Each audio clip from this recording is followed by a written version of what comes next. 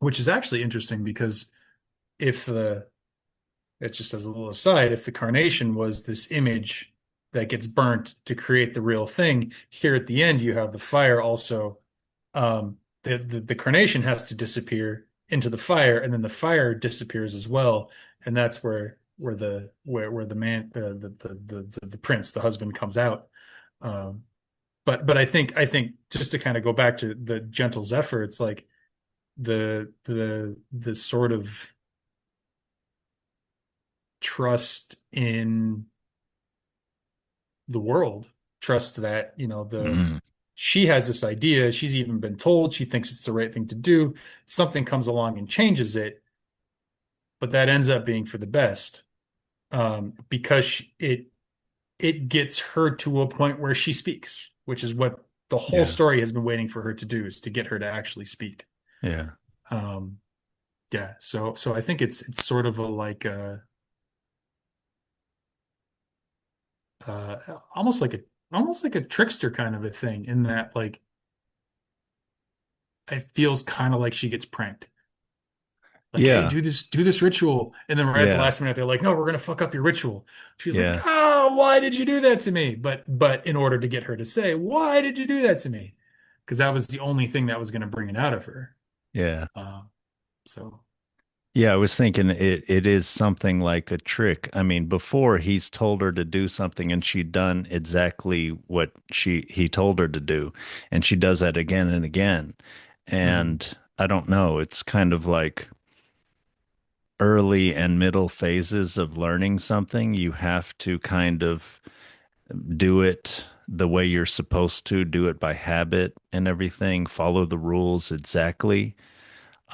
But then once you've developed some mastery, some expertise, some feel for it, then you're supposed to go out and yeah, the something else will take over, or yeah, the like you're saying, trust in the world or something. Like at first you're stumbling around and you're just kind of doing what you're supposed to do, but eventually, yeah, you develop a feel and you can develop a trust relationship with the world.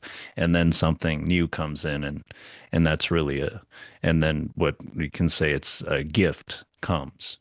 Mhm. Yeah, and I think I was thinking of like you were saying earlier, like in creative work or scientific work or anything where you're trying to generate something new, like you can work at it and you can work at it and you can work at it, but oftentimes it's when you the moment where you stop working at it and you drift off to sleep, or you go for a walk, or you do something where your mind isn't focused on the problem anymore. It's been focused on it for a long time, which was an important part of the process, like you're saying.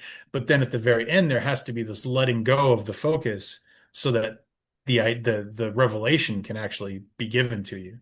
Yeah. Um, and you think of like, was it everything it is attributed to Einstein, so it probably wasn't actually him. But I remember hearing a story of Einstein or somebody doing a thing where they were when they were trying to come up with something, looking for ideas, they would doze with a set of keys in their hand, and I've they just sit in a chair, and like when they actually slept, they would drop the keys and it would wake them up. So they'd have that they were like trying to access that moment just before sleep where there's room for something new to come in. Um, yeah. Yeah, I've heard of that. I thought it was some other eminent scientist like Tesla, or maybe was the light bulb guy, Edison. Oh, maybe it was But Edison. Yeah.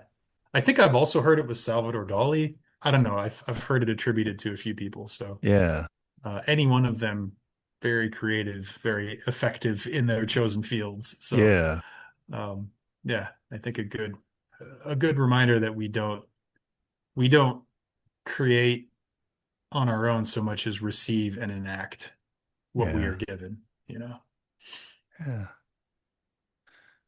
Yeah.